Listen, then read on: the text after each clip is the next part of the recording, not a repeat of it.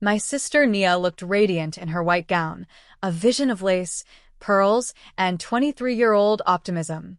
I watched from my assigned seat at table 12, the family overflow section, tucked near the kitchen doors where the catering staff rushed past with trays of champagne I couldn't afford. The Grand Marquis Ballroom in downtown Chicago was everything a wedding venue should be: crystal chandeliers, marble floors, and floor-to-ceiling windows overlooking the city lights. It was the kind of place that whispered old money and new beginnings. I had left Surrey with my best friend Keisha 3 hours ago, my 5-year-old daughter's disappointed face still fresh in my mind. She had wanted to come, to wear the gold dress we'd found at the thrift store, to see Auntie Nia get married. But Keisha had convinced me otherwise. Formal weddings and kindergartners didn't mix well, especially when the family scrutiny was already suffocating. It was better to keep Zuri home where she could watch her favorite cartoons and avoid the whispers that would inevitably fall on me. The scrutiny had started the moment I walked through the doors at 7:30. Alone, 28 years old, a single mother, wearing a dress I'd bought 2 years ago that still looked decent if you didn't examine the hem too closely. My cousin Tanya had swept past me in the receiving line, her designer maternity gown showing off a 7-month pregnancy that she wore like a crown. Her husband, my ex-husband, had given me a nod so brief it barely qualified as an acknowledgement. Kevin, the man who had walked out when the pregnancy test came back positive, who had married my wealthy cousin 6 months later, and who now stood across the ballroom looking like he'd never made the biggest mistake of his life. Meanwhile, I worked 12-hour shifts at the hospital, came home to a daughter who asked why she didn't have a daddy, and tried not to calculate how many extra shifts I'd need to cover next month's rent. Amara, my dear, you came alone? My mother's voice carried that particular Nigerian accent that managed to sound concerned and disappointed simultaneously.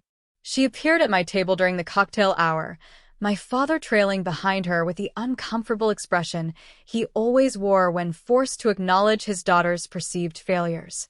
We had hoped you might bring someone. There are several eligible men here, from the church. You remember Dr. Okeke-san? I'm fine, Mama. I forced a smile I didn't feel. Zuri sends her love to Nia. Ah, yes. The child, my mother's tone spoke volumes. Keisha is watching her, I assume? Such a shame you cannot afford a real nanny. They moved on before I could respond, circulating among guests who actually mattered. Family, who had made something of themselves. My older brother Tund, and his corporate law degree. Cousins with MBAs and stock portfolios.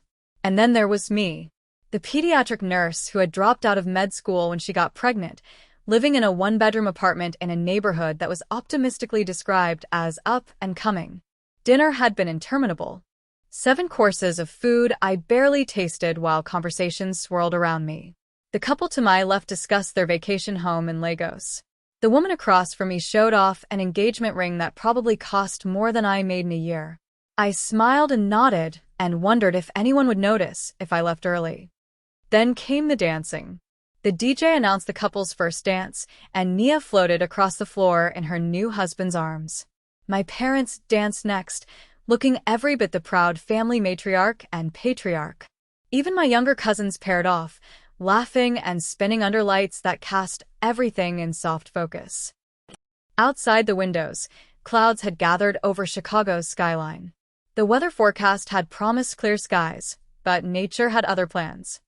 Thunder rumbled in the distance, barely audible over the Afrobeat tracks now playing. Within minutes, rain began streaming down the glass, turning the city lights into abstract streaks of color. May I have this dance? Kevin's voice behind me made every muscle in my body tense. I turned to find him standing there alone, Tanya presumably taking a break or holding court somewhere with her admirers. No, thank you, I kept my voice level. Professional. The same tone I used with difficult parents in the pediatric ward. Come on, Amara. For old time's sake. He was using that charm that had worked on me once upon a time. Before I realized charm was all he had to offer. We can be adults about this. We are being adults. I'm declining your invitation. I turned back toward the dance floor, hoping he'd take the hint and leave. He didn't. It doesn't have to be like this between us. I know I made mistakes, but… Kevin, I stood, suddenly exhausted by the charade. Go back to your pregnant wife. Dance with her. Leave me alone. My pregnant wife who is carrying my legitimate child, he said, the cruelty lurking beneath his charm finally surfacing. Unlike the mistake that cost you your medical degree, I should have slapped him. Should have caused a scene. Should have done anything other than stand there while he walked away, rejoining Tanya, who had appeared at the edge of the dance floor. She looked at me across the room, one hand on her rounded belly, and smiled a victor's smile. The music shifted to something slower, a ballad. Couples filled the floor, swaying together while the storm outside matched the one building in my chest. I sank back into my chair at table 12 and tried very hard not to cry in front of 200 people who already pitied me. That's when I noticed him. He stood near the bar, apart from the crowd but somehow commanding attention anyway. Tall, with sleek, dark hair and a posture that suggested military discipline or martial arts training. He was East Asian, likely Korean, dressed in a black suit so perfectly tailored it made every other man in the room look disheveled. But it was his face that held my attention. Sharp, angular features, high cheekbones, and eyes that seemed to see straight through every defense I'd spent years constructing. He was watching me, not subtly, not with the passing curiosity of a stranger at a wedding. He was studying me with an intensity that should have made me uncomfortable, but instead sent a completely different kind of shiver down my spine. I looked away first, heat rising in my cheeks against my dark skin. When I glanced back, he was speaking with someone from the groom's family. They exchanged a few words, and then the stranger began moving through the crowd. Toward me. My first instinct was to run, to grab my clutch, and make some excuse about checking on Zuri. But something kept me frozen in my seat while he crossed the ballroom with the confidence of someone who had never been told no in his entire life. He stopped at my table. Up close, he was devastating. "You've been sitting alone all evening," he said. His voice was deep, American but with a cadence that hinted at a second language. "That seems like a waste." "I'm fine," I managed, though my pulse had picked up speed. "Thank you for your concern." "I don't think you are fine." He pulled out the chair beside me without asking permission and sat down. The movement was fluid, practiced. "I think you are miserable and trying very hard not to show it."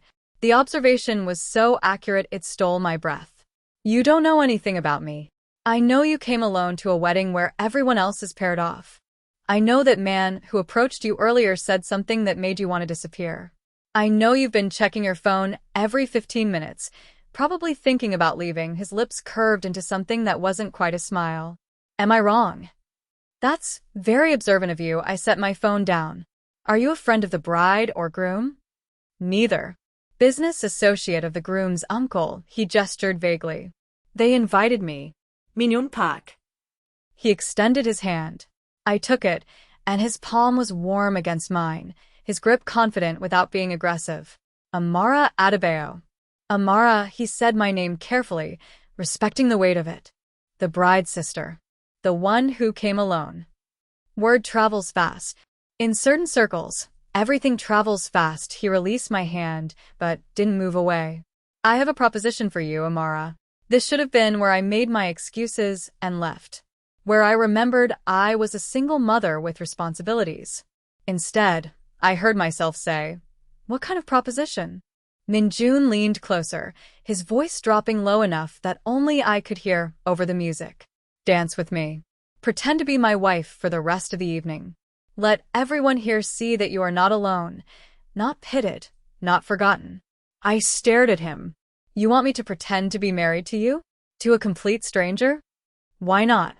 It solves both our problems." His expression remained neutral, but something flickered in his dark eyes. "My family and soul is relentless about wanting me to settle down. Your family clearly enjoys reminding you that you are single. We could help each other." "That's insane." Perhaps he stood, offering his hand again. "But the next song is starting. And your ex-husband is watching us from across the room with a very interesting expression on his face. So what do you say, Amara? Will you dance with me and let everyone think you belong to someone who actually appreciates you? The smart answer was no. The responsible answer was no. I took his hand and stood. One dance. That's all. His smile was subtle but devastating. We'll see about that. Minjun led me onto the dance floor with the confidence of someone who owned the room. His hand settled at the small of my back, warm through the fabric of my dress, while his other hand clasped mine. For a man who looked like he could break things without effort, his touch was remarkably controlled. You dance well, I said as we began moving to the music. My mother insisted on ballroom lessons, he replied. She believed a man of status should know how to lead. She sounds strict. She was. She passed away 3 years ago. I'm sorry. She would have liked you, Minjun said, his dark eyes meeting mine. She respected strong women. Women who could stand on their own feet. Is that what you think I'm doing? Choosing you, I asked, a slight edge to my voice. We just met. This is pretend. For now, his hand pressed slightly firmer against my back, guiding me through a turn. But pretend has a way of becoming real when two people are honest about what they want. I should have pulled away. Instead, I found myself moving closer. The song shifted. Around us, couples continued swaying. I caught glimpses of familiar faces watching us. My mother's eyebrows had climbed toward her hairline. Tanya looked confused. And Kevin was staring from his position near the bar with an expression of pure jealousy. Your ex-husband is very interested in our dance, Minjun observed quietly. How do you know he's my ex? The way he looked at you, like he owned something he'd thrown away and suddenly wanted back now that someone else was picking it up. Minjun's jaw tightened. Men like that are predictable. You don't know anything about him. I know he abandoned you when you needed him most. I know he married your cousin.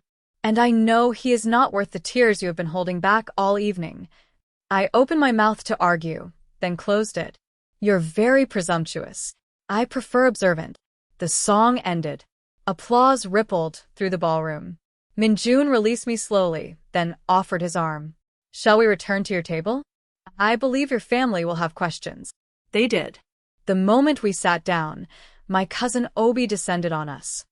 Amara, you didn't mention you were bringing someone. Obi's smile was predatory. Aren't you going to introduce us? This is Minjun Park, I said, trying to sound casual. Minjun, this is my cousin Obi. A pleasure. Minjun's smile was polite but cold. Are you from Chicago, Mr. Park? I am now. My family is originally from Seoul, but business brought me here. He draped his arm across the back of my chair, a gesture possessive and protective. Amara and I have been seeing each other for a few months. Quietly. The lie rolled off his tongue seamlessly. Obi looked between us, trying to reconcile this. A few months? Amara, you never said anything. I prefer privacy, I said, reaching for my water glass. Especially after everything with Kevin. Obi nodded. Of course. But he looks wealthy. What do you do, Mr. Park? Import and export. And I own several restaurants in the city. Seoul Prime mostly. Obi's eyes widened. Seoul Prime was the most exclusive Korean steakhouse in the city. That's impressive. More family members approached throughout the evening. Minjun handled each interrogation with effortless charm, weaving details into our fake relationship that sounded entirely believable. When my aunt asked about Zuri, he knew her name and age without hesitation, mentioning her love of drawing. You're very good at this, I murmured when we finally had a moment alone. It is a necessary skill in my world, he replied. What world is that, exactly? You said business, but... Would you prefer if I said I was something more dangerous? His thumb traced circles on my palm. Would that make this more exciting for you? This isn't about excitement. This is about getting through one evening without being the family charity case. You are not a charity case, Amara. You are a queen without a kingdom. The intensity in his gaze made my skin flush. Before I could respond, a presence loomed over our table. I looked up to find Kevin standing there, Tanya notably absent. Can we talk? Kevin ignored Minjun. Outside. I don't think. It's fine, Minjun stood. I need to speak with the host anyway. Take your time, he walked away, leaving me alone with Kevin. Kevin sat in Minjun's vacated chair. Who is that guy? And don't give me the restaurant story. Why not? It's the truth. Because nobody's heard of him in your circle. You tell Keisha everything, and Keisha talks. Kevin leaned closer. I think you hired him. I didn't hire him. And frankly, Kevin, who I see is none of your business. It is when you're looking desperate. That guy? He's dangerous. I can tell. He's polite. Which is more than I can say for you. Don't act like you're better than us. You're the one showing up with a stranger, pretending you've moved on. Maybe I've moved on. Happy. Kevin laughed, harsh and bitter. Amara, look at your life. You're a single mother living paycheck to paycheck. That guy in the expensive suit? He's not going to stick around when he realizes what a mess your life is. The words hit their target. But before I could respond, Minjun reappeared at my side. Is there a problem? His voice was silk over steel. No problem, Kevin stood. Just catching up with my ex-wife. Then you are finished catching up. Minjun's hand settled at my waist. The storm is getting worse. I am going to drive Amara home. Unless you have any objection? It wasn't really a question. Kevin looked between us, recognized he was outmatched, and walked away. I can call an Uber, I said. The rain is heavy. Let me drive you. The SUV waiting outside was sleek and black, a driver already behind the wheel. Minjun opened the back door for me. Thank you, I said as we drove through the rain-soaked streets. For tonight. It was mutually beneficial. Minjun turned to face me. But I meant what I said. About continuing this arrangement. For a few weeks. That's insane. You said that before. And yet you agreed to dance with me. His hand found mine. Think about it. You need breathing room. I need the same. I have a 5-year-old daughter. She can't know about this. Agreed. This stays between adults. The car pulled up to my building. Minjun walked me to the door. Think about it, Amara. He handed me a business card. I went upstairs, tucked the card into my purse, and told myself I would never call him. Monday morning arrived with the sharp buzz of my alarm. I dragged myself out of bed, got Zuri ready for kindergarten, and headed to the hospital. My phone started buzzing before I'd even finished morning rounds. Text after text from family members asking about Minjun. Even my mother had sent a message. We need to talk about Saturday night. I was updating a patient chart when Kevin appeared in the hallway. We need to talk, he said. Now. I'm working. You're not supposed to be up here. I told them I was visiting my daughter. She's not a patient here. Who is Minjun Park? Kevin demanded. I've been asking around. People say he's connected to the K-Town syndicates. The Mafia, Amara. You're watching too many movies. Is he paying you? Get out, Kevin. If he's giving you money, you're putting Zuri in danger. Security, I called out. Kevin left before security arrived, but the accusation hung in the air. That evening, Keisha came over for dinner. So, she said, eating Chinese takeout. Obi called me. And Tanya. Everyone wants to know about this Korean guy. It was a favor, I said. One night. He sounds intense. He is. At 10:15 there was a knock on my door. Heavy. Insistent. I checked the peephole. 2 men. Russian. Amara Adebayo, one said. We need to talk about Minjun Park. I didn't open the door. I don't know who you're talking about. We saw the photos. From the wedding. You're his woman. That makes you leverage. Mr. Volkov wants a word. They left after a moment, but the threat was clear. I pulled Minjun's card from my wallet and dialed. Amara. 2 men just came to my apartment. Russians. They mentioned someone named Volkov. Lock your door. I'll be there in 15 minutes. He arrived in 14, accompanied by a massive man introduced as June. The Bratva, Minjun explained, pacing my small living room. They've been pushing into my territory. Someone sent them photos from the wedding. Who? We'll find out. But right now, you and Zuri aren't safe here. So what happens? You come with me. I packed bags for Zuri and myself. We drove to Minjun's penthouse in the Gold Coast. It was a fortress of glass and steel, luxurious and safe. The guest rooms are upstairs, Minjun said. Stay as long as you need. The next few days were surreal. I took leave from the hospital. Minjun rent et for at tutor for Zuri. I watched him with my daughter, terrified by how natural it looked.